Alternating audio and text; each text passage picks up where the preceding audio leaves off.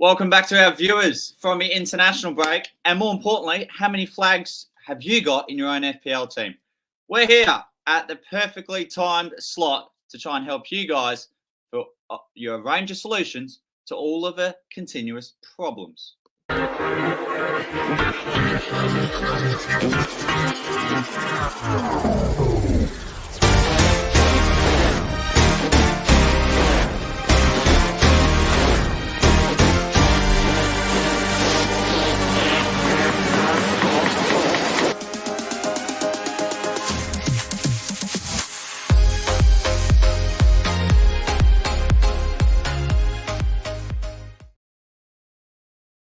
Cool.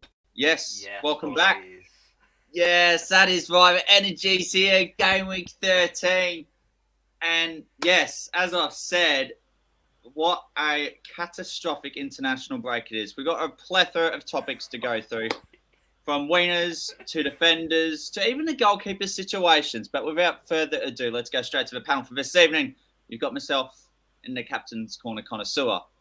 And then you've also got Reedy on your top left for this Friday morning from where he is. And, of course, the Reverend himself and his own marketplace that he delivers on a weekly basis. Hello, you lovely, lovely people. How are we doing?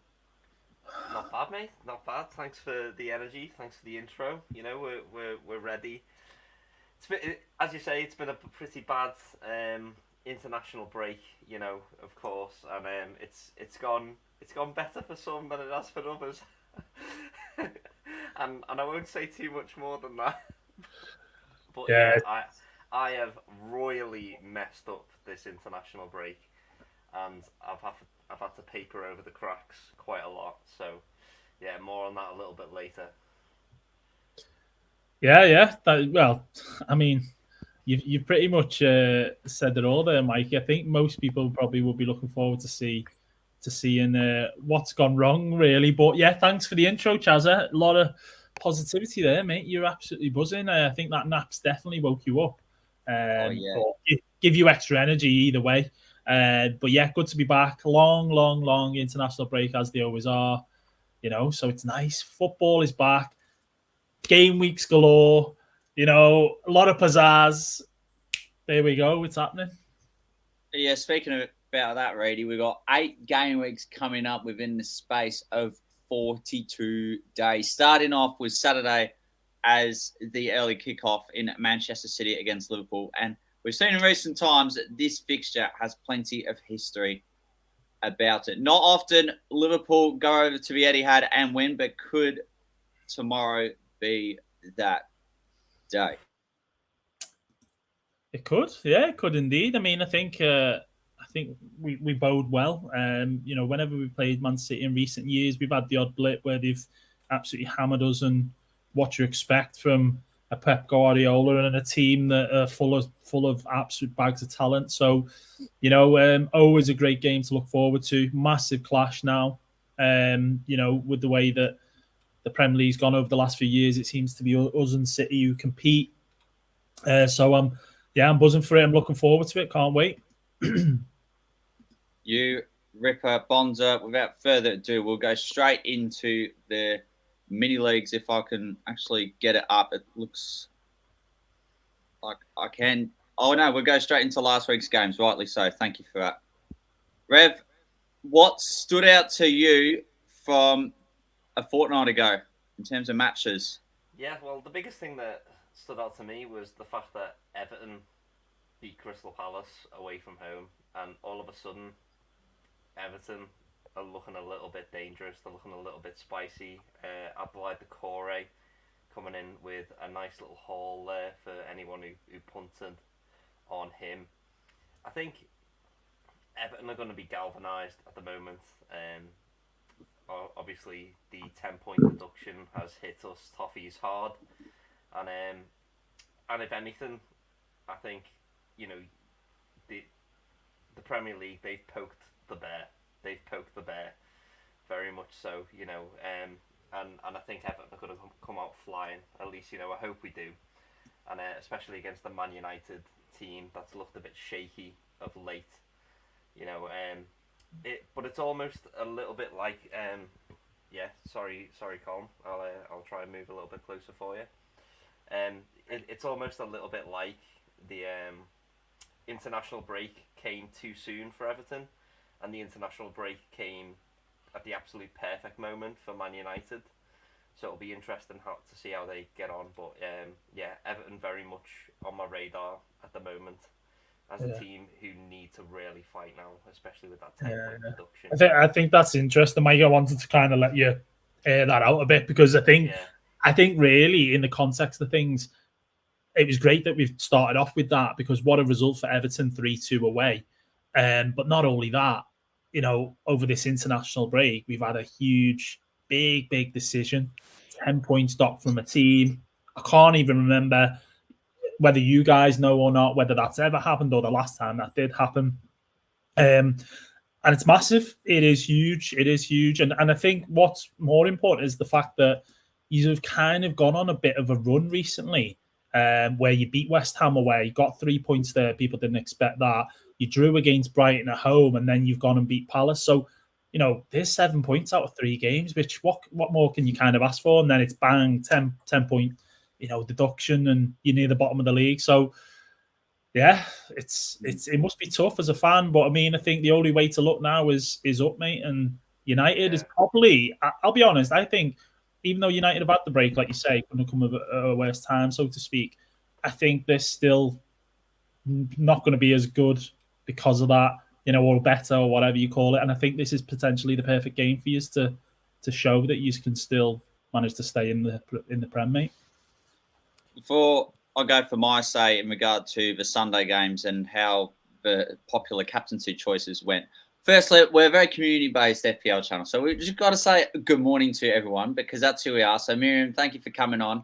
And pretty much our number one fan always has been since day dot in Colm Bugler. We love the Colm. Yes, good morning. Colm. The legend. Good morning to him there.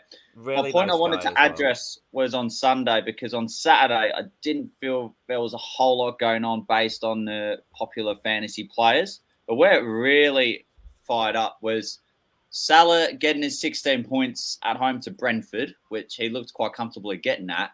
And then Haaland had to prove himself. We're just talking about it in our own WhatsApp group. And he delivered in emphatic style with 16 points himself, 2 goals and an assist, in what arguably is probably one of the greatest Premier League games in recent history. It was amazing, wasn't it? I think we've been spoilt already this season, haven't we? I mean, albeit with the help of VAR, which we won't talk into because that always ends up into a whirlwind of opinions and so on. But, that's what it's been. The Spurs-Chelsea game, unreal. The City-Chelsea game, unreal. And, Haaland getting his points as people maybe expected, but the way it kind of happened was probably unexpected in terms of a penalty that probably shouldn't have been given, and him scoring with what part of his body did he score? It wasn't his feet, put it that way, but I thought it was an own goal. Actually, I thought it came off the defender last. So, I think I remember Reedy texting you, going like, "Yes, Alvarez assist and Haaland goal," but then I thought, actually, that's a Haaland assist and an own goal. Because I think it comes off the defender last. Yeah. And so I mean, but if you're a football team, you don't care about the fantasy, do you? All you care is about the ball crossing the line. So exactly, and these assists are always subjective. We obviously remember the Solly March one last year or whatever, and stuff like that. And people are straight on their phones, texting, tweeting official FPL, where's the assist and this, that, and the other. But who cares? At the end of the day, they were robbed. Haaland got his Haaland got his thing, his goal and his assist, and people got their FPL points. So Chazza, as you say, mate, cracking game, and what a way to end the game week really on that game. Speaking of game week, we go straight into how we all fared in our own league. Now, we're going to start from the bottom, but rightly so, only because for once this season, this guy had an amazing game week in Killers FC, stood out with a Salah captaincy and Haaland, of course. Zinchenko, what a pick that is. Got the Alvarez with an assist, and then Bowen goal, at home to Nottingham Forest. So well done to Jack, guys. Any comments on the person what a shame he didn't get those Longstaff points off the bench. What's Sean Longstaff doing in his team, mate? Honestly, it's taken up a Newcastle slot as well. That's what I don't get. Just remember, Mikey. I'm just gonna say, just tread carefully. Just think what's coming up. I know. Just tread carefully. But like the thing is, though, Reedy, I was telling you, I can take a -40 and still be above you and Jack. So also pipe down, mate. No, you can't. No, you can't, mate. Okay. Yeah, I'll let you give me stick for now, and then I'll just let things. Heritage, mate. I'll let things play out, and then we'll see where we land. Go on. Yeah. Anyway, Jack did a great game week for him. 86. Yeah, really well done, Smashed it. He did. And he's obviously smashing fatherhood as well at the moment. You know. He is. So yeah, shout out to Jack. You know, with the little new baba, doing really well over there. So well played to him and his partner. Yeah, doing great. Brady, on and off the pitch. Go on, Chazzy. Yeah. Brady, your side here. Talk us through it and your thought process. Oh God, well, slobber's lie. Yeah, there's not much thought process going on at the minute, really. There is slobber, I see. Bowen, Soberslide getting a clean sheet point. Happy days. The captain Watkins getting on the score sheet, but missing an absolute sitter. By the way, I don't know if you've seen that, guys, but should have got more points than he did. That was really harsh. I did see that and think, really, it's one of those things. It's like the difference between like a decent game week and like a really good, a really good poor game week, or a poor one, or a poor one. But that's I look at it that 67 was decent. I took a -4. I didn't make safety because the safety was 67. But as you say, if Watkins gets those points, I get well above the safety and I get an actually pretty good game week. What I will say is, thank God for the Greek legend that is, Tsimikas. Because 15 points, 2 assists, clean sheet, absolutely smashed it.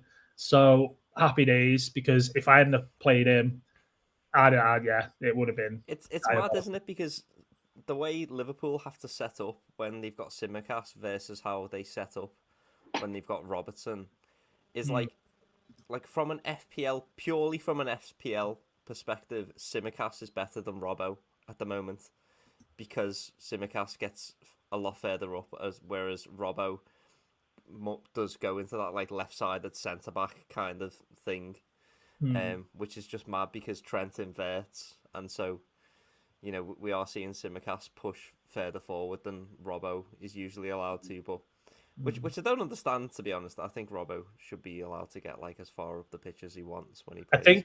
I think that's happened over the years though, Mike, because as we used to see, it used to be all about our fullbacks and Robertson and Trent coming forward, getting assists and goals, and I think that has changed now. But Ollie on his wild card, playing his wild card in week 12. No, look, if truth be told, I'm absolutely disgusted by this. Only because he got rid of all 3 Luton players. He got rid of what? He was on the triple Luton. That was his. See, at home to Liverpool, it works perfectly, and then he just thought, "No, I'm giving up on this lot." Yeah, it's a random wild card. I mean, I think double Newcastle or who did Cole Palmer. You know what though? But most weeks, if someone said, right, I'm wildcarding, but I'm going to go double Newcastle defense against Bournemouth, you'd be like, yeah, laughing. 12 points there, potentially bonus. Yeah. No, 1 point from 2 players.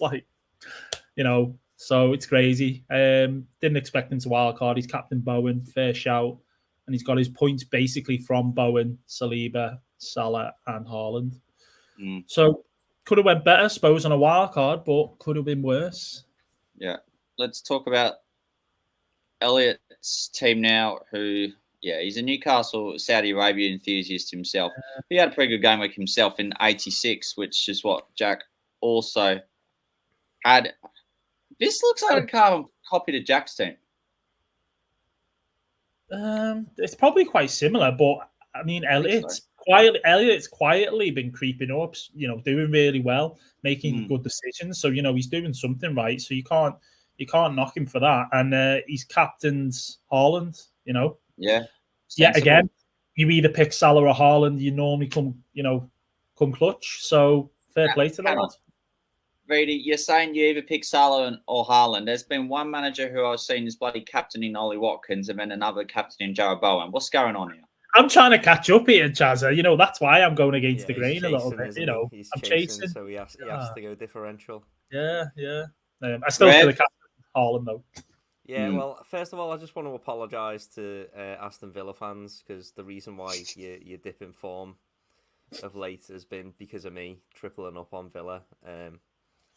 I thought, Matty Cash, Pau Torres, easy clean sheet against Bournemouth, and then Dominic Solanke just decides he's like Pele. So, that happened. But other than that, decent game week.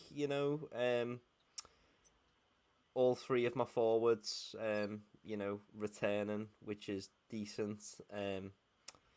Salah again and Haaland papering over the cracks. I did bench the Palmer points, but I wasn't really gonna, play Palmer against City in that aspect when, I feel like I could have gotten, a double Newcastle clean sheet and a double Aston Villa clean sheet as well. So I do think I've been really unlucky here again, unfortunately. Because see that, Chazza? Just get the mini violin out for Mikey, get that little violin. It's the difference though, isn't it? Because if, Aston Villa and Newcastle do get a clean sheet kind of as expected, that's another 20 points. Like, that's a difference between a 71-point game week and a 91-point game week, but and it's fine margins, isn't it? It's an analytics point of view, isn't it, really? It's you go for the picks that basically should do well, make sense, and then when they don't, you just say, "Oh, it's variance or it's bad luck." I'm chatting Wham. No, right? It's Bournemouth that turned up against Newcastle, not against Villa, and it was Fulham that got the goal. That obviously got the goal, even though the Raul Jimenez all of a sudden popped the goal. I go for double Newcastle. I go for double Villa defense, and all of a sudden Raul Jimenez, who hasn't scored in absolute eons, pops up, and I'm just like, of course, like sure. Yeah. Right. So you could hang this in the Louvre if you want, but how about the amount of flags that are on here? It's quite sensational. But speaking of the game week, it was 74, just below the safety score. It looked really good after the Salah game. Then Haaland stormed home, rightly so. You know what? Look, Mitchell didn't work out amazing. Matoma is coming off the bench. Didn't work out amazing, but we go again. That's what it's all about. And we'll get on to transfers later, but this is where we're at the moment. And that's game week 12. But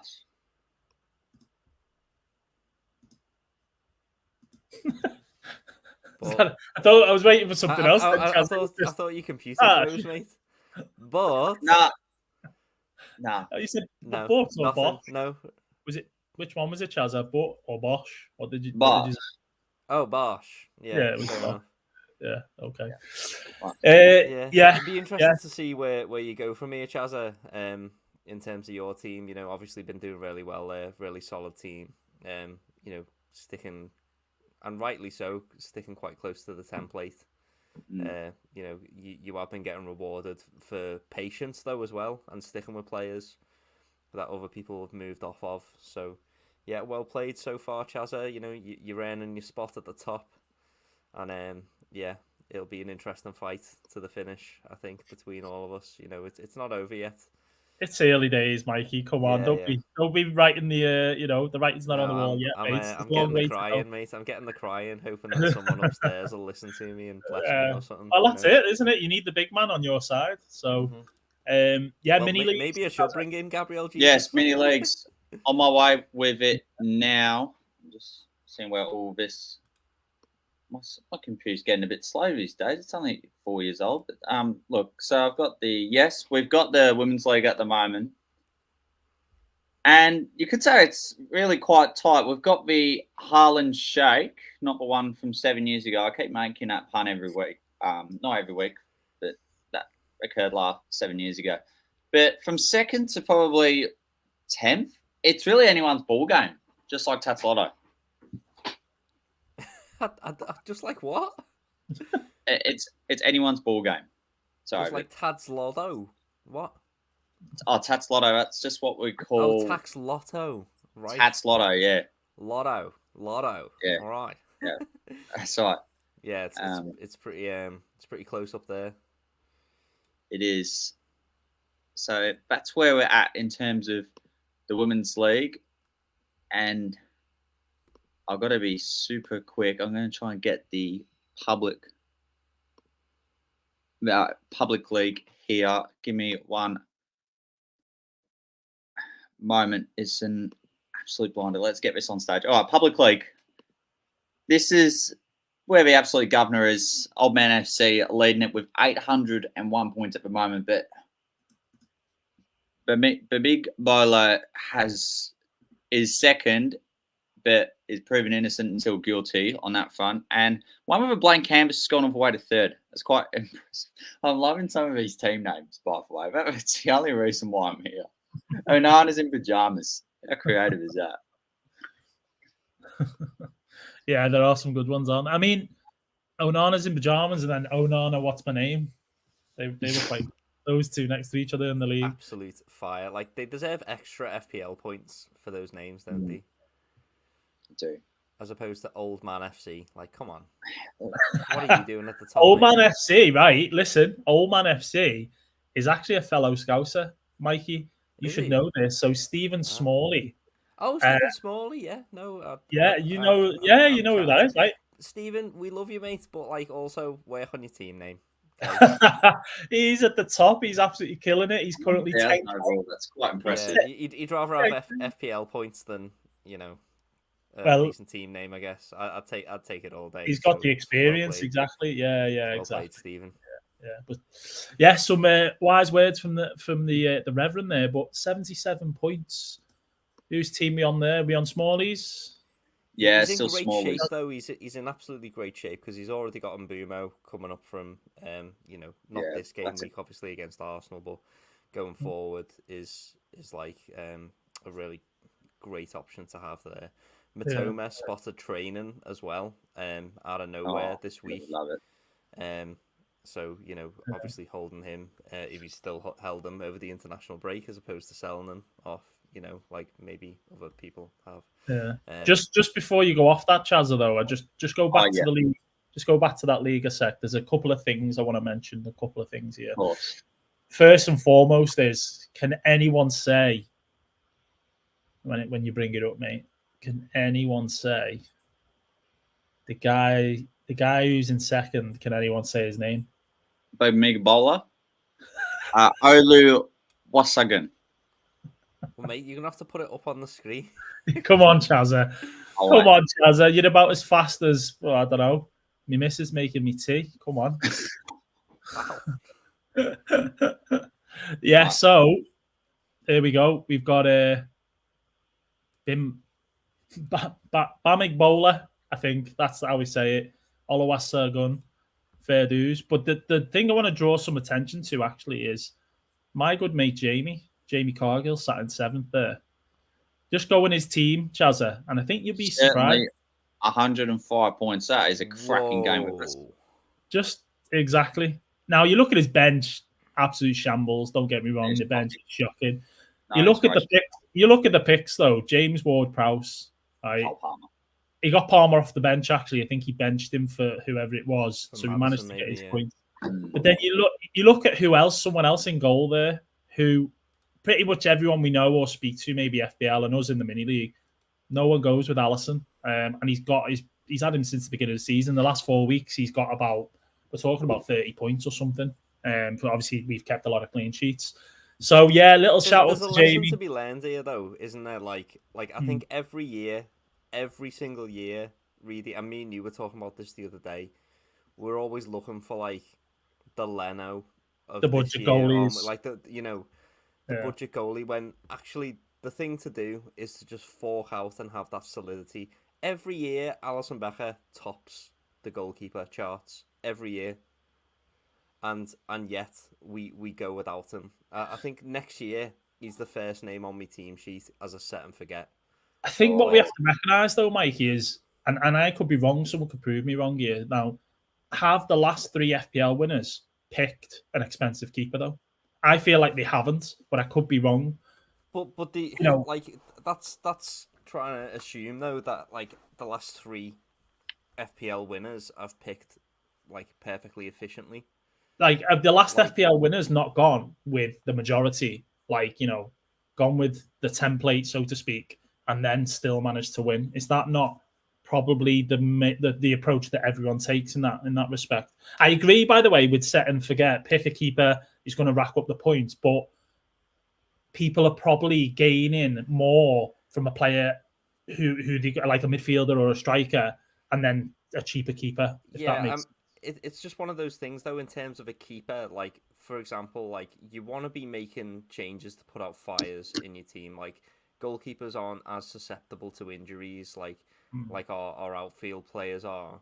And for example, like if I can just draw you back to 2 years ago, we had the Leicester goalkeeper situation, in which a lot of us went for the double cheap option, and then last year we had like a whole Danny bunch Ward. of like a whole bunch of goalkeeper issues. This year we've had the issues with Turner being benched or not losing his place, and then even for myself, who was on game week 6,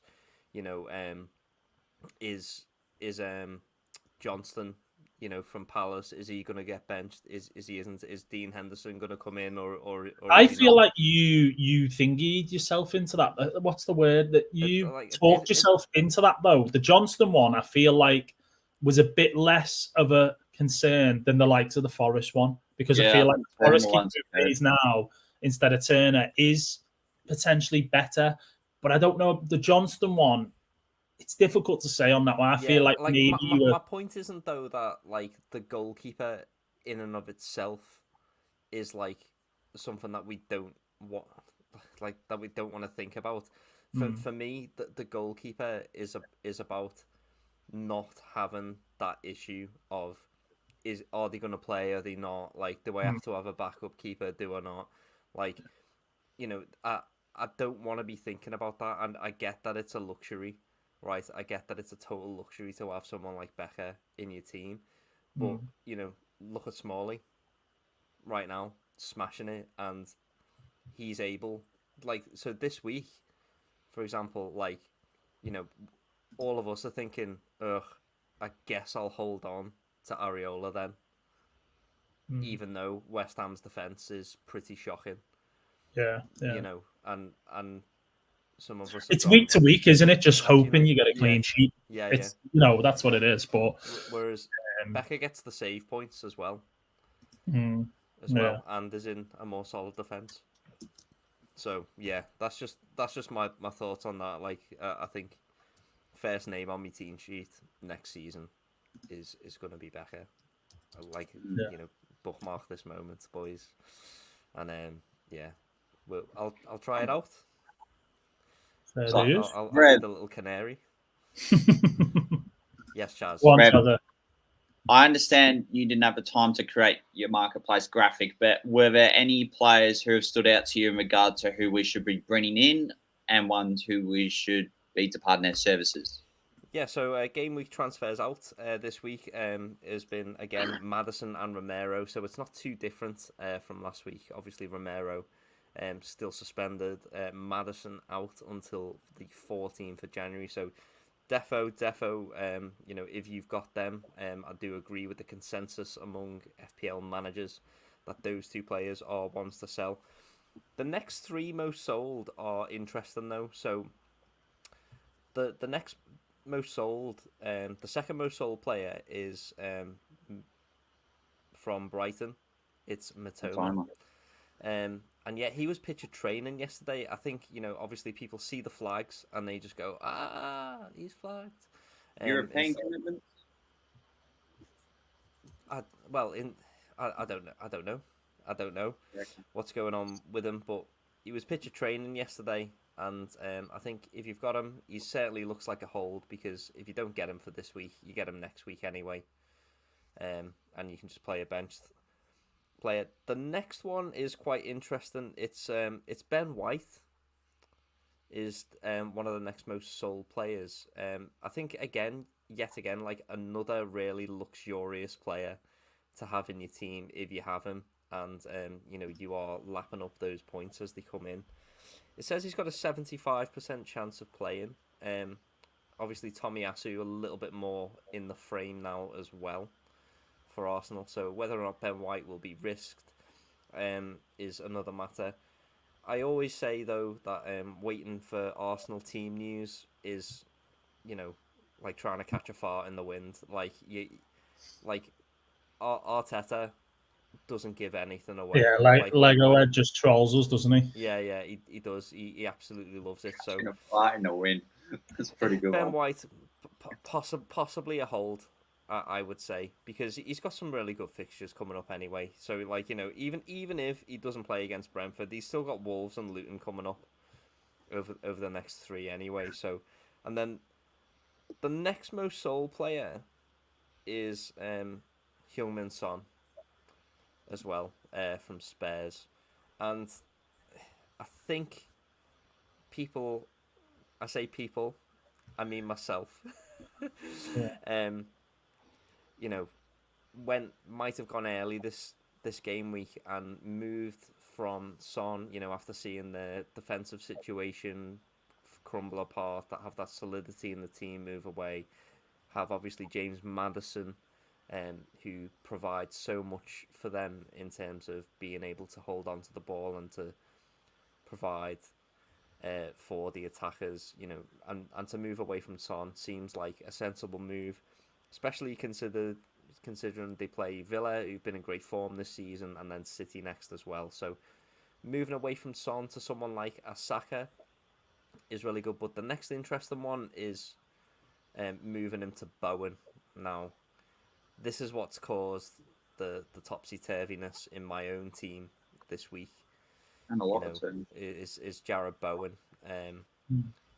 So I think it's one of those where I think you could have Son because he's a good player, or you could sell him because you don't think that he's going to have that much of an output, or you can keep him because he's still a great player. Yeah, just to chime in on that as well, and I don't know if Chazza wants to kind of like mention anything, but for me, Son is in a sell this week because it's a great fixture for Spurs against the high Villa line. Yeah, not as good at home, and I'm really confused that.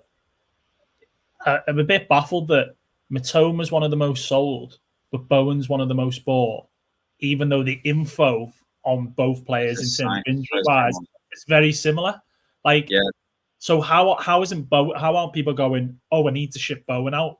Like, it's strange, but I think it's because Bowen, and that's the reason I went early on Bowen, is because if you haven't owned Bowen, you have watched him every week absolutely shaft you.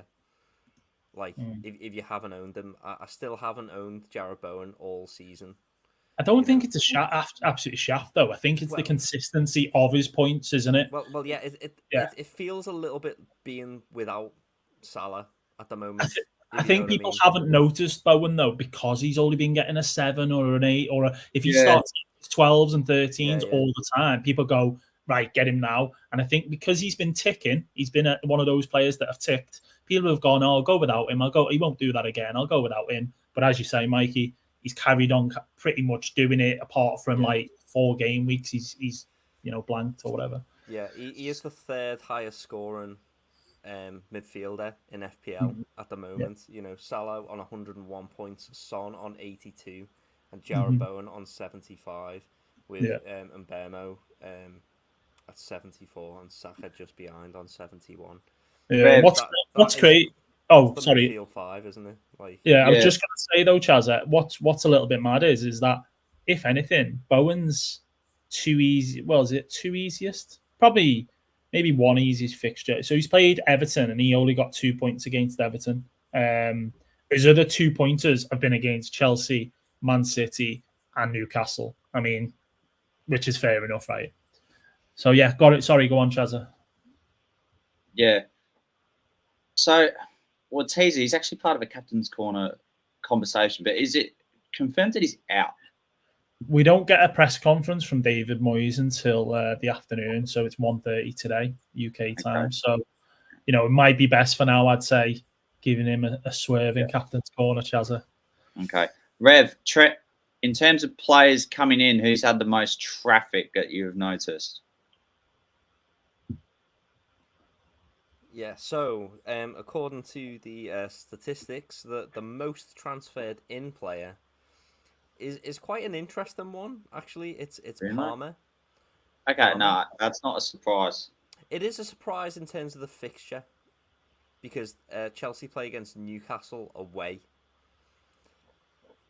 and so if you're looking like I think St. James's Park is a bit of a fortress, and credit to all the Newcastle fans for making it what it is over the past couple of years.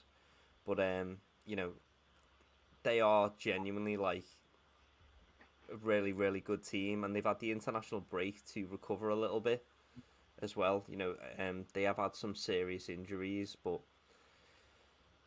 I just think bringing in an attacker to play against Newcastle maybe isn't the move. The only way I could see it making sense is if, for example, they were moving someone like an injured... I think it's because people like Matoma and Bowen are flagged, and so just Palmer's just the easy one, and they can upgrade somewhere else. So that's the first one. The next most bought in player, again, a player who I wanted to start the season with, but didn't, is Saliba. Just yet another player who continues to tick over really well. So definitely he's one to be getting in, and he's got some pretty decent fixtures coming up as well. I do like Saliba as a pick. Have you got him, Chazza? I thought you had Saliba. No, I don't. I've got Gabriel instead. So I got Saliba from wish.com. So even worse. Yeah. Wish.com Saliba. Love that.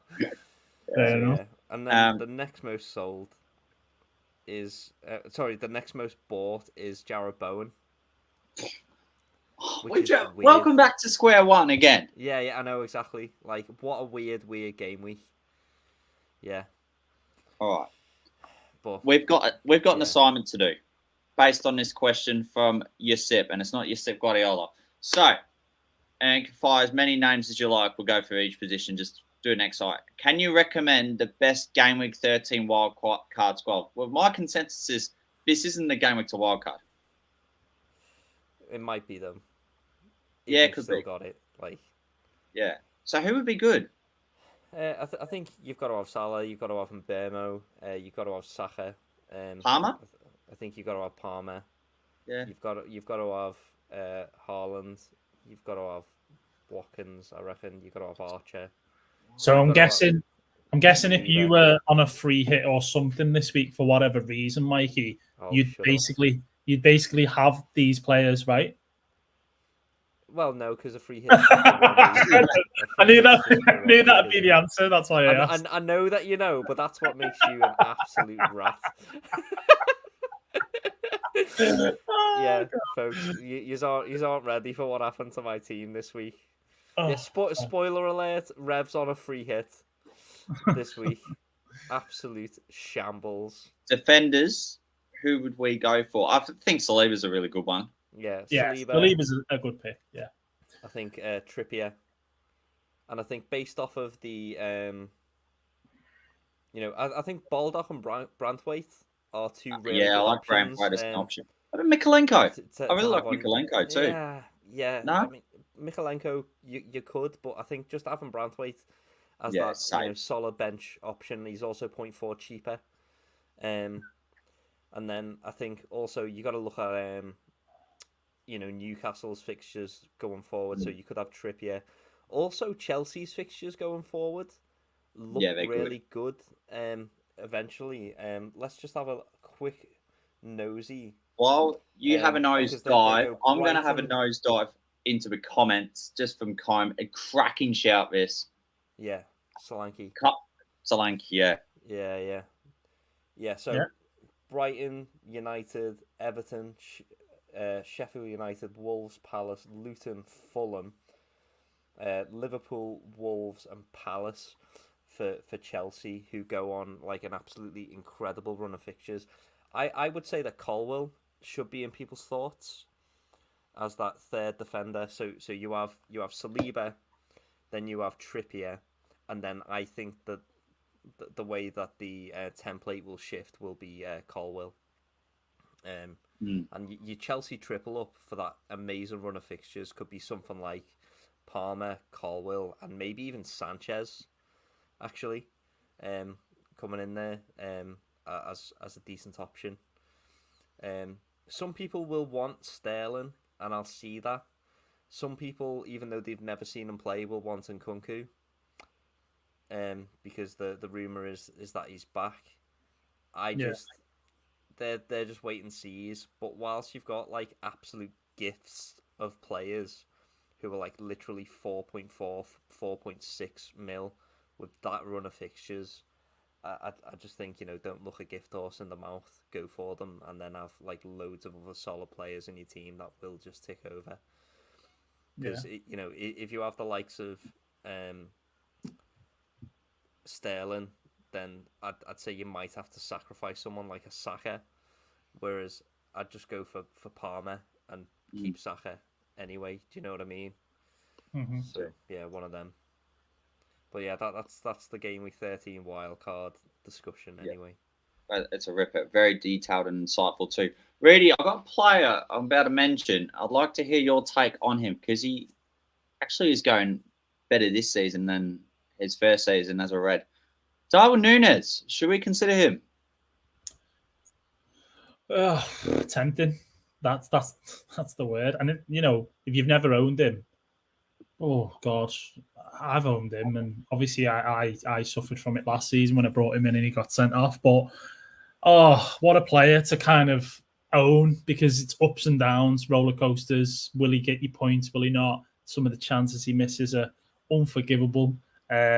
Easy points on the board. But yeah, he's got so much to like about him, and I feel like it is getting there this season. He is definitely kind of like clicking with Salah, and he is, still a threat, and his XG might be up there.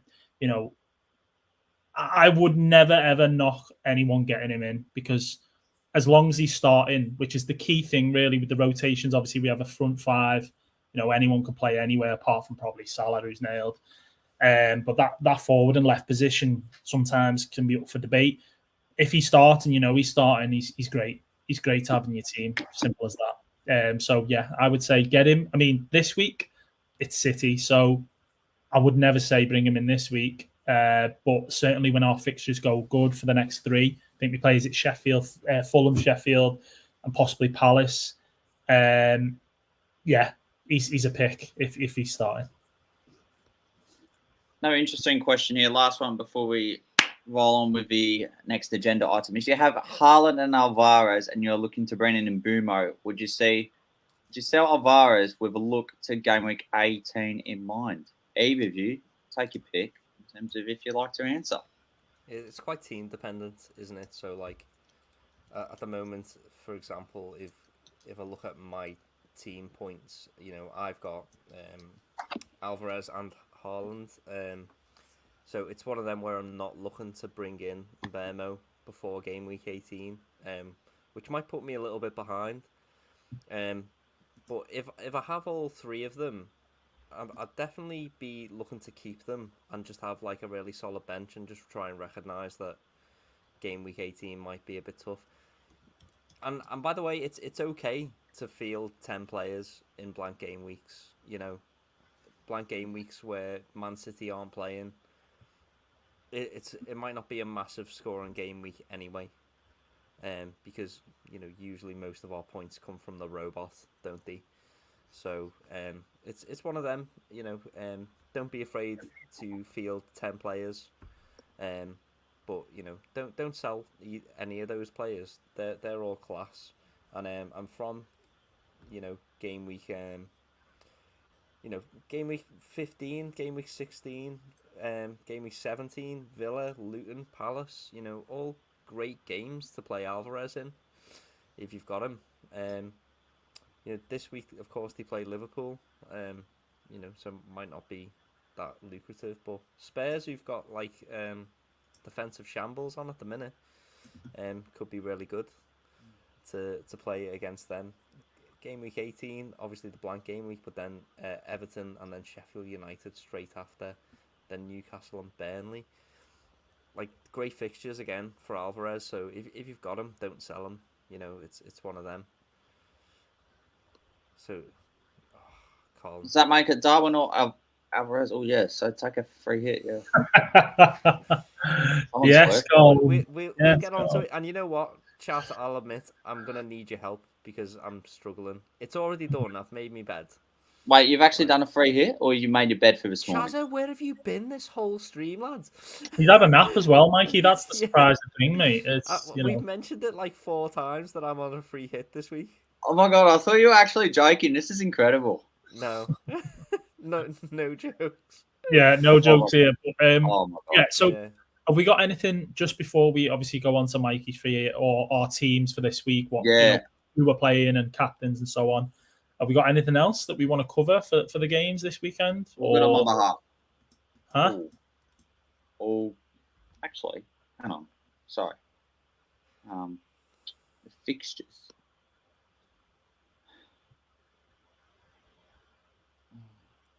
All right. Well, shall we just go into our teams then? I was about to say, should we put the lift music on while Chaz is having a look? Just 50p in Chaz, so we can start functioning again. Just before you do though, Mikey, I want to something before you go into that, because I know you're keen. I know you're eager to get some help from the viewers and obviously from Chazza, because I've given my my bit on that, but obviously I can try and help now. But yeah, one thing I do want to mention, as always. Shout out to our sponsor, for the season, Bonus Bank. Basically, you're supporting the podcast. The Australia and New Zealand's best side hustle, where you can make a guaranteed profit from bookmakers taking advantage of their promotional offers. So yeah, basically Bonus Bank, easy to learn, tutorials and software on the website, and it does the hard work for you, basically. And you can also upgrade to a premium membership if you want on the site. If not, and you want to join and get access, you've got more tools and software to increase your profits. So you can use the code basically to receive a 25% off. That'll be in the caption below. I'm sure if we haven't added it, we'll add it on there. Yeah, well, Jack can do it. And just one other thing, just as well in regards to Bonus Bank for the scoring percentages and the clean sheet percentages for this week. So at the top of the list, it is that man, Erling Haaland, for the game against Liverpool, unfortunately, I have to say. He's 52.64% basically. So pretty high percentage on him scoring. I hope he doesn't. I hope that's wrong, but, take that as you will. Next one is Julian Alvarez, funnily enough, as Mikey's just been talking about him, at 39.53. And I'm sure he'll still be starting with Kevin De Bruyne being out in a minute. And the last one is Heung-min Son at 36.36 against a, shaky Aston Villa defence at times. So, some good odds there. And then in terms of clean sheet, basically, Arsenal at the top. I know we've talked about Saliba and covered that a little bit against Brentford. Yes, so Arsenal basically are 43.29%. Actually, I've got that wrong. What am I talking about? I'm looking at the wrong one. They're 38.28%, which is still high. After that, it's Crystal Palace Luton, 34.63 for Palace for a clean sheet. So if you own any Palace defenders, you'd probably be fairly happy with that. And the last one is probably not what people would be expecting, but it is Fulham vs Wolves. And a Fulham clean sheet I own Leno as well on this one and Areola, so it's probably a coin toss for that who I play, and it's 33% for a Fulham clean sheet, which is quite interesting. So there's your stats on clean sheets and scorers, and onto the teams, boys. Well, just before that, I know there's one last thing. I'll be super, super brief. But I've got to give another mention to EPL Live App, the absolute governor, no doubt about it, where I put my articles every week. I'll talk about who's performed well, who's in the spotlight, who are the players to avoid heading into the coming game week, and more importantly, for where the captaincy shouts. Just had one that would have been just over a week ago. If you haven't done so, give that a read. It gives you a good rundown heading into an already catastrophic game week 13. Without further ado, let's swerve our way into the teams led by the Reverend. Yeah, so speaking of catastrophic, what an intro! Yeah. I just need to give you some segue. background as to what happened. Okay, and how long have you got, Chazza? Yeah. Just asking for a mate. Yeah. Oh my God. Have yous, first of all, is my mic okay? Yeah. It will do. Yeah, it'll do. Okay, yeah, and apologies for people who can't hear me that well. So what happened this week was at the start of the international break, I made a first catastrophic sin, which was I made some early transfers. And also, like, my team was in a bit of a shambles after doing taking a -8 last week and then getting punished for that as well. And so what happened was I thought, you know what? I'm already quite high up in my mini league because I'm obviously not going to win FPL this season. So I'll concentrate on trying to win my mini league. And I can take some more hits and I'll still be above the other people in my mini league. Obviously not Chazza, but I can afford to take some hits and still be second in my mini league. That's not an issue.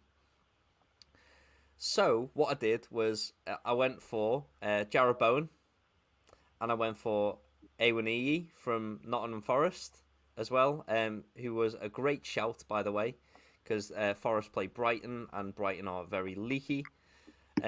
So, unfortunately, it's one of those where I've just been, I took a -12, and then I was like, I saw the two players that I, brought in on the -12 get injured, which was Bowen and FPL.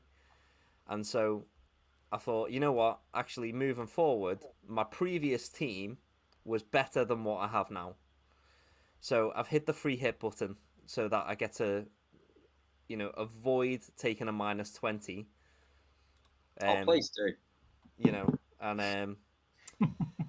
And that's so. This is where I've currently landed on the free hit. It's not like an aeroplane. Yeah, I like it. So obviously, the bonus bank stats before where the best chances of a clean sheet this game week are saying that Luton and Arsenal have the best chances at a clean sheet. Decore currently in great form. Also, Everton galvanised at the moment by the 10-point reduction. Salah always does well against Man City. So I'm expecting maybe a goal and an assist from him. Obviously Man City very good at scoring goals, but as we've seen at Chelsea, not great at defending them. Saka again at Brentford, really solid option. Heung-min Son again playing at home up front for Spurs against Villa, who've been leaky, so that's a very solid option as well. Then Dominic Solanke playing away at Sheffield United. Obviously, he put Newcastle to the sword last week with a brace. Hopefully, expecting him to continue his good run of form. Alexander Isak is a player who is looking to return. Apparently, the rumour is that he's back. Now, if Isak is out, I think I could go for Edouard, who plays against Luton, and I think he could be a good option in that sense as well. So, Yeah, obviously the bench is Areola, Palmer, Baldock, and Branthwaite. 4 players who are just cheap as chips to be able to put as much money into the starting 11 as possible. There is 0.0, in the bank, in that sense. So we do have a starting 11 that is as expensive as possible. And so thoughts on the team, folks. Thoughts on the team. Take it away, Chelsea. Take it away. Yeah, I really like the Decore shout. That's the thing that stood out to me the most. Luton, Palace. I think statistically, Luton are a better side at home as they are away, but recently their away form has somewhat improved. So I wonder if that's a merit against Crystal Palace, but I do like the Anderson and Johnson picks because they've both been really good so far this season. Solanke is in there, and I like that too. You got Palmer, which is good, and the budget defenders to compromise the team structure itself. I don't see really any major issue with it. Yeah, anything that sounds like Palmy, we like, don't we, Chazza? So Palmer fits that category quite easily. But do you call it Palmy? Huh? Do you call it Palmy or Palmer? Palmy. You are an absolute disgrace. Why? What's it called? Palmer. Is it a Palmer? Yeah, it's Palmer. Oh well, we'll have to have a word. We'll have to have a word with the Habitron, won't we? Next time I'm at the pub, and I'm going to ask, could I have a cold Palmer, please? And they may say cold Palmer. Oh yeah, sorry. Let's get back to your team, not about Palmers. Yeah. All right. Let's forget about the cheese work, Jazza, and let's talk about FPL. So basically, I rate the team. I do rate it. I think this hasn't changed since the last time you sent me a draft. Am I right, Mikey? Yeah. I think last night or something. I think my opinion on it, and I don't know if you agree, Chaz. If you do, if you don't, give me some points on it. But if I'm free hitting this week, like Mikey has not really wanted to, of course, because he's in a situation where he's had injuries, he's had to take hits. He's now taking hits to take those players out who've unfortunately picked up those injuries. Would you say that you'd just be going for this gung-ho and not maybe be picking like the likes of Isak in a tough game against Chelsea, or like a Saka against Brentford? And I think Zinchenko, I know he got his 10 points last week. Do we think that Mikey could be thinking outside the box a little bit and trying to get an advantage on the people that aren't free hitting this week because the fixtures are so bad? Maybe I'm looking at... It's probably a bad example to pick there because I don't know anyone who owns Zinchenko. I'd say Zinchenko is outside the box. Jack Gillibrand. I said anyone. Like, I don't mean anyone good. Yeah, but I don't know. That's how I'm kind of looking at it. And I think not having a West Ham player against Burnley is not a mistake, but I think you've got to. And I think so. That's the thing. Like, so obviously, like, even though I've taken the free hit because I brought in Bowen and then Bowen's got injured, it's going to be just my luck that Bowen is going to be fine and he's going to start and he's going to punish me again. I just think the difficulty with the free hit this week is that we've got a 12:30 kickoff and it's Liverpool Man City. So the only really team news you're going to get, other than the injury updates today and presses and so on, is probably the City Liverpool game. You're not going to know if Bowen's playing, if Moyes doesn't give too much away. So you're going to have to kind of be a thingy with it and just go, right, I'm confident with who I'm picking and what games and what fixtures I'm picking them players from. I think not having either West Ham attacker or defender, whichever way you want to go, is a little bit of a sin, dare I say. Yeah. So who do you get rid of then? In that sense, are you saying Saka? I think you can this week. I don't know. Chazza, chime in, man. Come on. What do you think generally? Do you think where do you think that if you were free hitting, put yourself in Mikey's shoes, if you were free hitting this week, who would you be picking from these? Oh, he's been done. Oh, Mikey's access has been revoked because he's free hit. That's okay, all good, Rev. We'll just talk about it. I think one of the two that's actually quite hilarious. Oh, God. One of the two players that could be compromised. Yeah.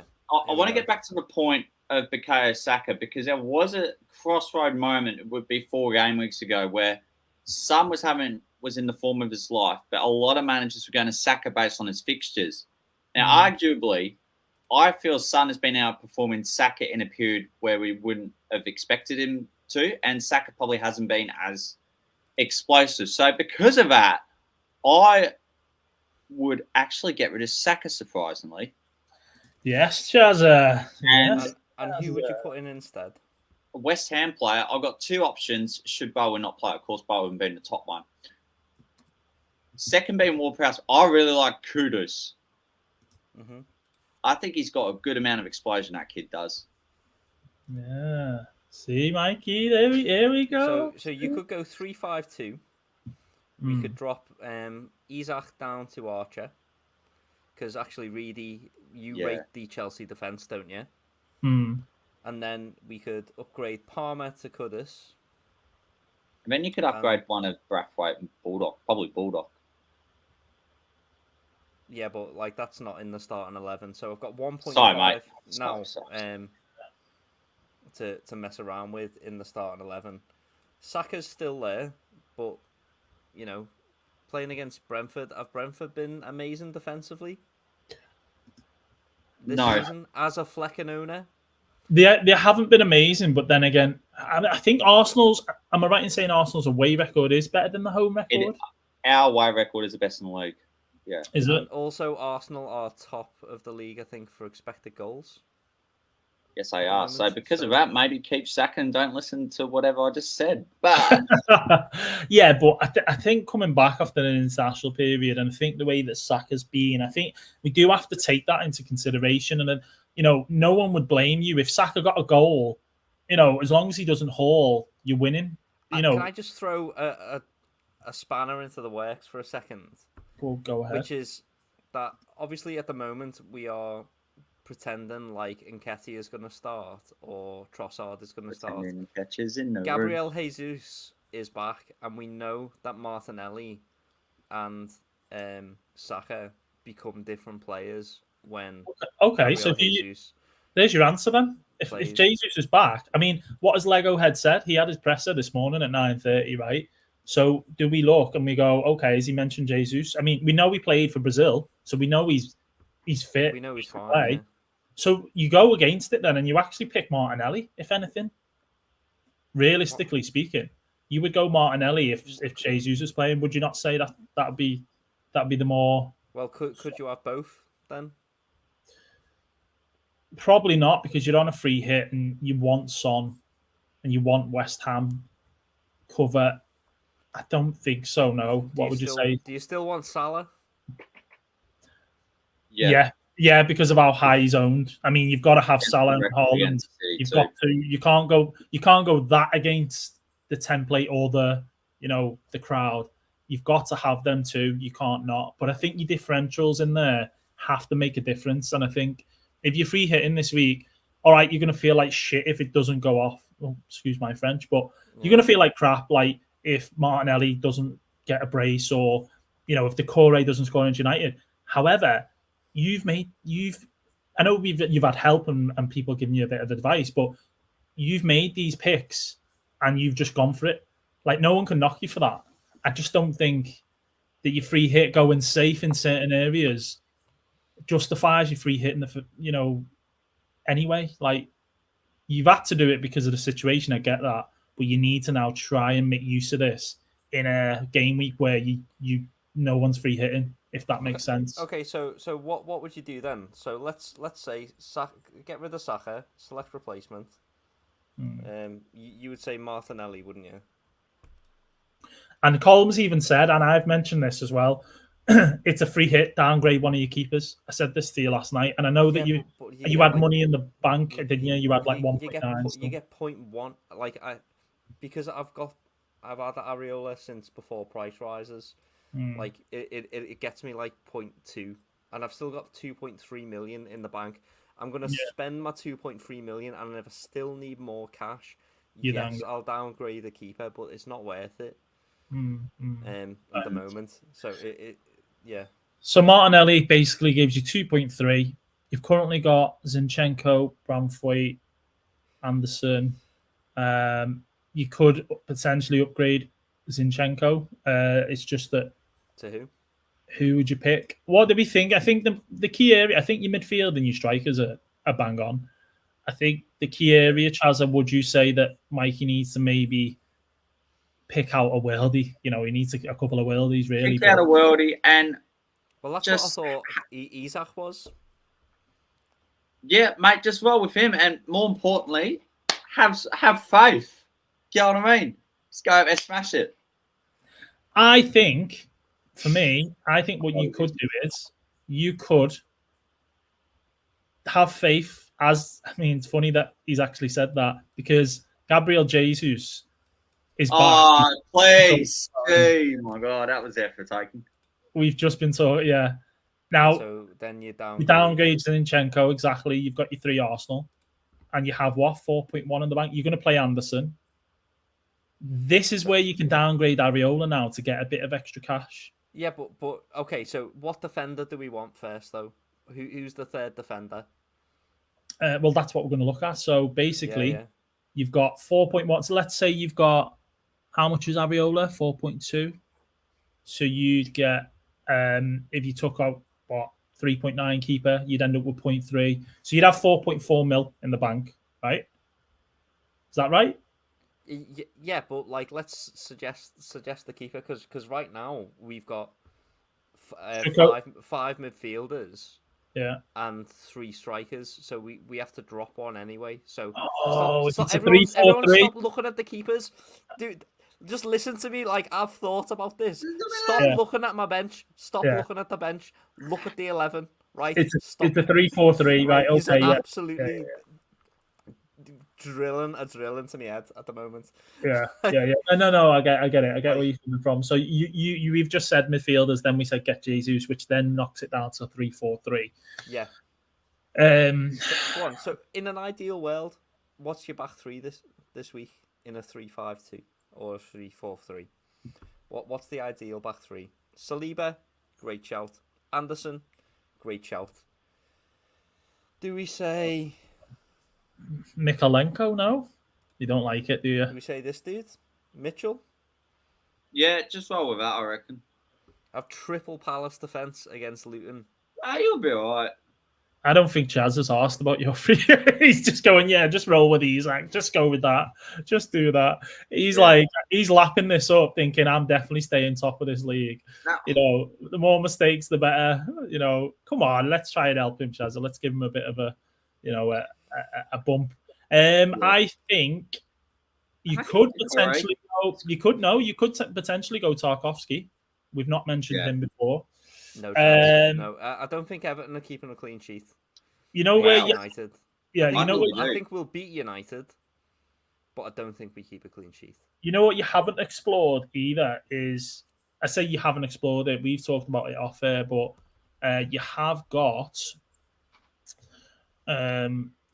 West Ham, and I'm not saying it's an option. What I'm saying is, West Ham, you could go for a Soufal or you could go for Ergaard. That is an option for you. Realistically speaking, it only really leaves you with a Fulham or Wolves. We talked about clean sheet percentages before, and Wolves were up there. Fulham were up there. You know, so whether that, I don't think on paper when you look at that team though, and you've got Fulham defender, it doesn't really sit well, does it? It doesn't tickle your pickle, does it? No. So yeah, you know, so your options are limited, but these are just a few that I'm kind of trying to make a case for. Spurs potentially at home. Would you go for would you go there and go back to having a Porro?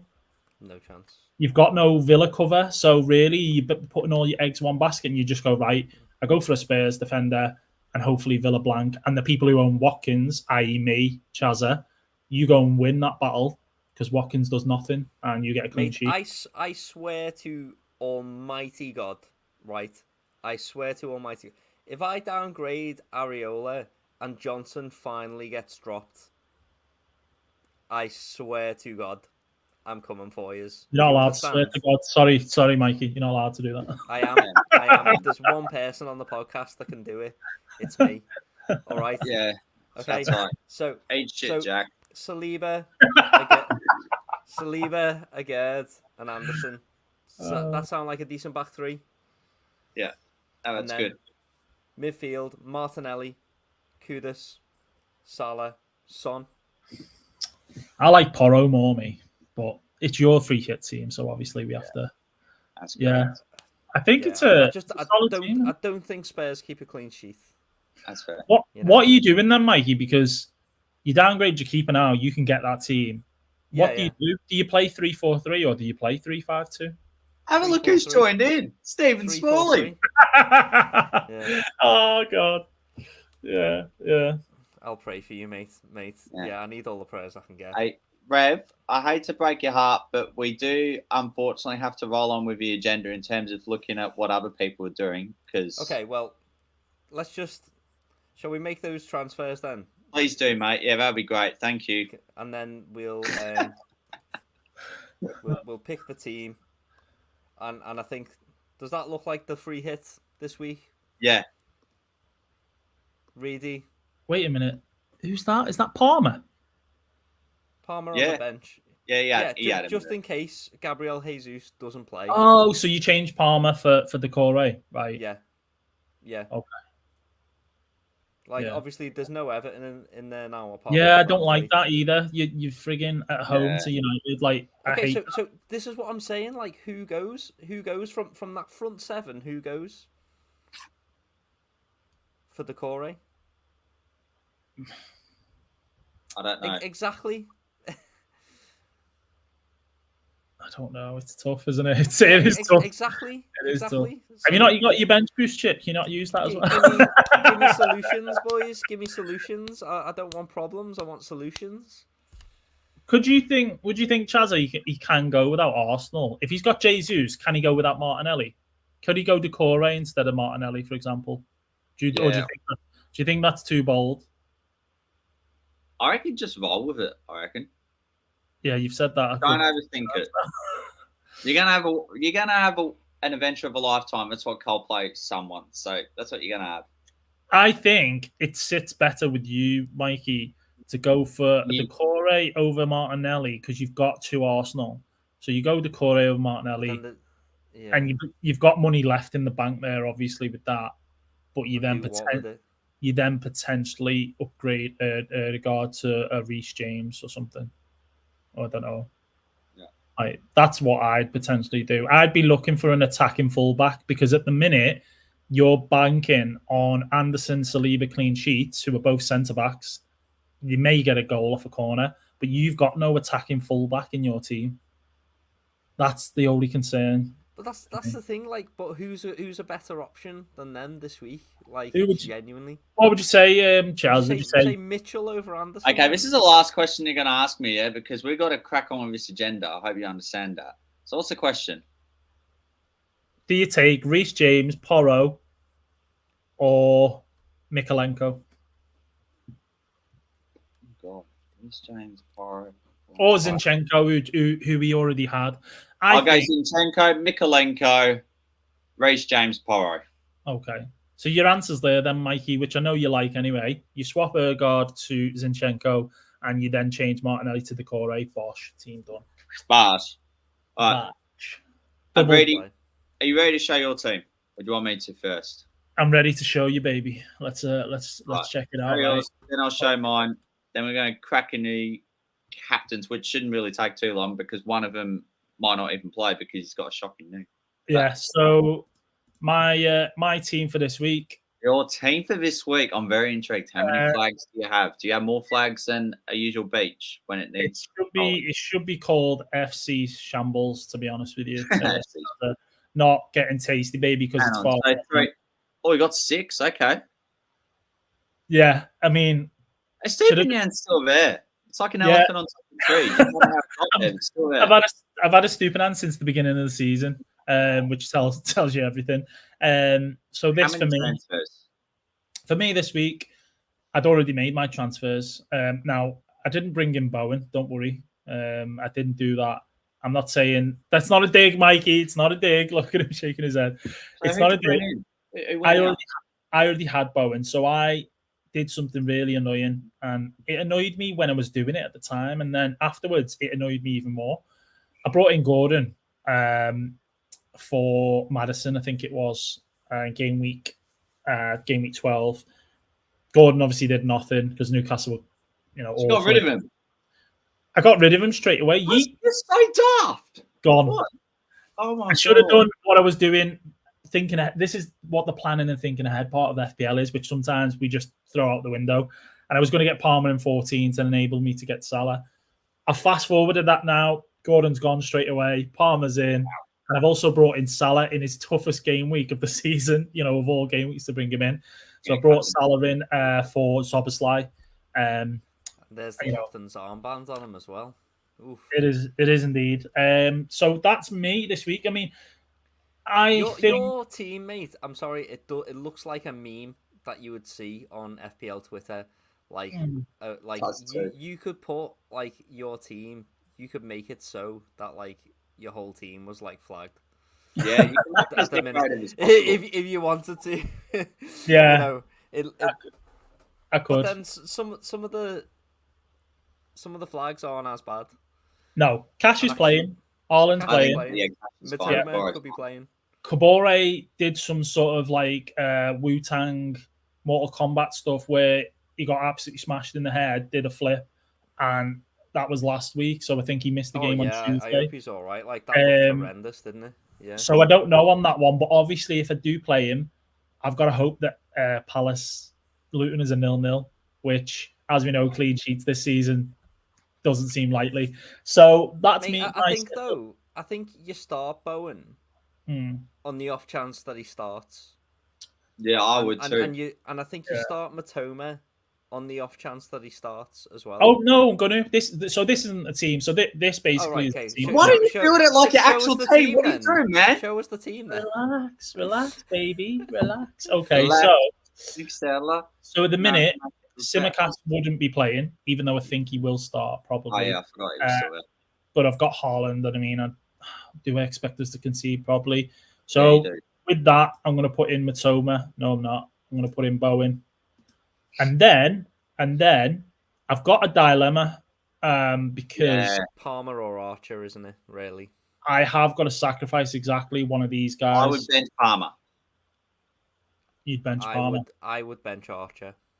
Well, there you go. We can't decide. I think I'd go with this. Yeah. Okay. I'd go with this. Just because Matoma has hurt me in the past when I got rid of him on the wild card. I think was it wild card?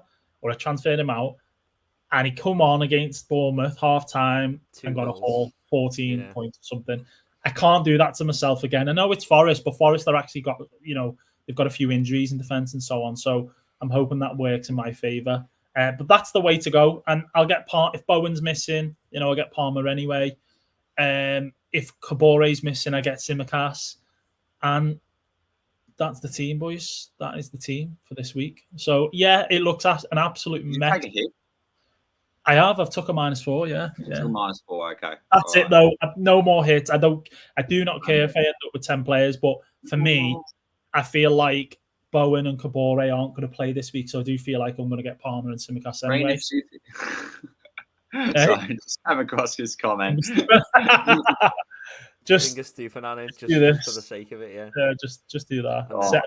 Change the order. No, change the order of Guay and Simicast, mate. Before I can't let you do that. Oh, that's good. Yeah, you need to change that order.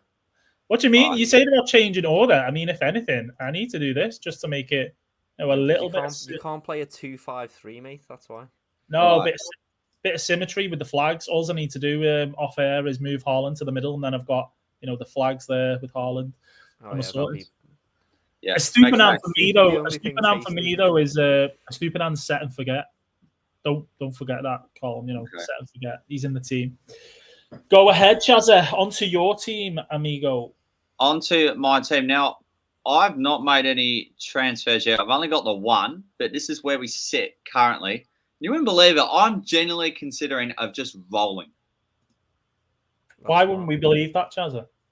You wouldn't believe it. Okay, good.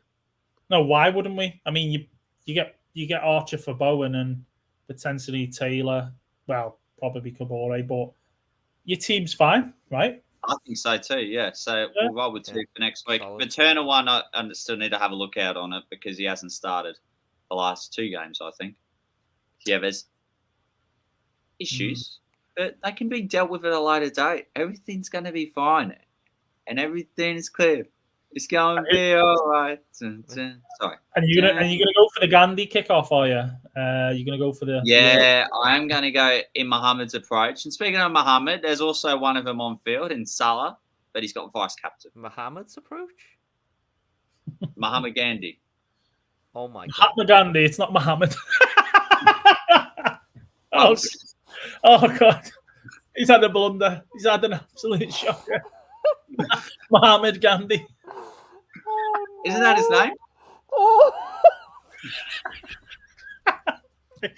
I'm cracking up. I can't help this. Mohammed Gandhi, God's sake, I can't think of it. I can't get it out of my head now. Well, I don't really know what his actual name is, but anyway, okay, I don't think you paid attention in history, put it that way, did you, Chazza? But it's okay. No. We all have those blips. Yeah. Right. Mate, it's all right. He's going to captain Salah against City. Oh, I'm joking here. I'm joking. Right. Okay, so pretty much, we're pretty much there with the teams, right? Thank you, Gary, and good morning to you. What I will say, Mike, is that what that does deserve, right, is this. Get yourself off, Chazza. That's a red Get card. yourself off, Chazza. Honest to God. Mahatma Gandhi. Muhammad Gandhi. Oh, God. Mahatma Salah and Muhammad Gandhi. That's right up there with Martin Rashford. Like, that's worse. That's worse than Martin Rashford right there. Oh, my days. Brilliant. That's right. Thank you, Dokie. I mean, Captain's corner. Sorry, bonus mate. No, it's all right. That's what we're here for. I mean, that sort of stuff. You can't like that, man. And I think for the rest of this, the podcast and what we've got for this game week, captain's corner, isn't it, Chazza? Right? It is. I don't really have a son, despite going to Robbie Williams last night. But can I just have the camera work on me, please? Because we've got to do you can, bro. Thank you very much. Keep the banner rolling on the bottom because that's important. Because some people don't like a captaincy corner. They rather read what's on the ticker. But game week 13 starting in the early kickoff with a certain Norwegian at home to Liverpool. Erling Haaland's got 4 goals from his last 3 games and possesses the highest XG of any player in the competition. XG being expected goals. If you don't know your FPL terminology by now, with 12.7. The next best is Mohamed Salah with 9.1. And speaking of Salah, we just spoke him. Mohamed Gandhi, far out. Salah is away at Man City, in which he has scored in his last 4 meetings against Man City in all competitions. In his last 6 league encounters, he's managed to score 5 goals and supply with 2 assists, and is blanked once away from home all season.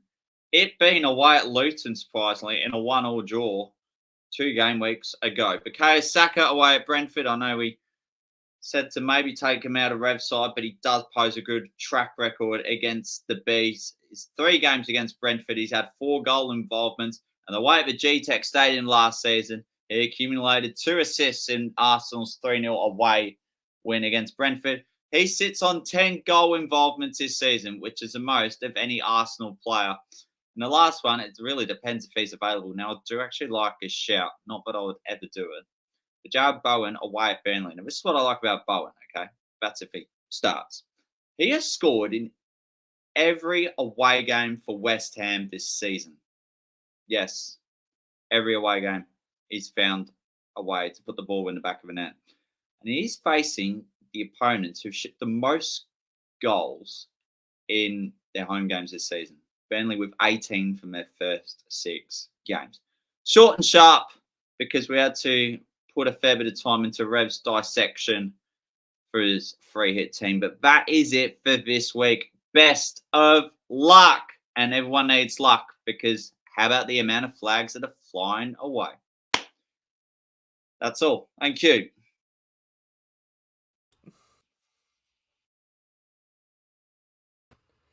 Love it, boys. Love it.